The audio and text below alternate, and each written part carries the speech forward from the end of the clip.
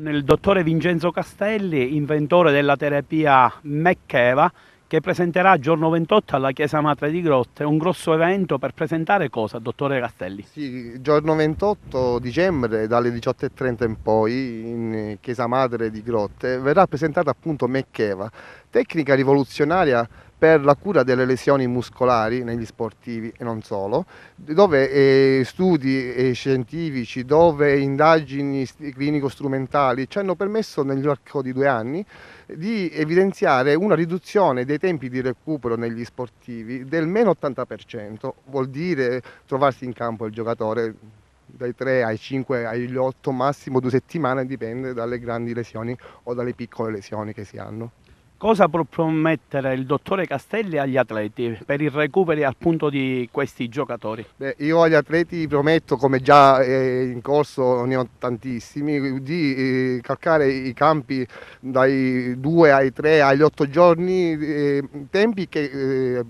non esistevano prima, vuol dire che ci volevano 2 o 3 mesi per recuperare un giocatore di calcio. Quindi non solo vado a dire al giocatore vai subito in campo, ma vado a dare un po' di felicità a noi tifosi, ai mister, ai procuratori, alle società e a tutti quelli che comunque hanno interessi e hanno un interesse nel far giocare i giocatori. Dottore Pietro Curella, medico sociale della delegazione FIGC di Agrigento,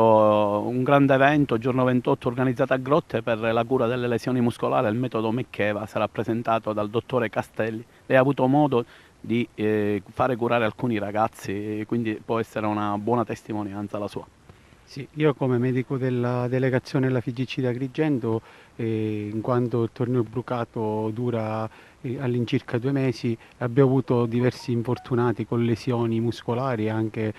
strappi muscolari e mi sono avvalso della collaborazione del dottor Castelli, di cui conoscevo precedentemente in quanto collega, e abbiamo deciso di instaurare un rapporto continuo e duraturo nel tempo, mandando dei nostri ragazzi sia under 17 che anche under 15 con problemi muscolari di lesioni, con ecografie fatte precedentemente all'infortunio e poi successivamente dopo la terapia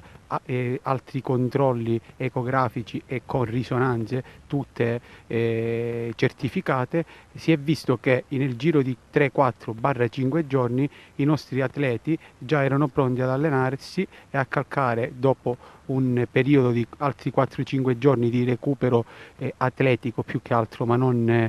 muscolare, i cambi di gioco.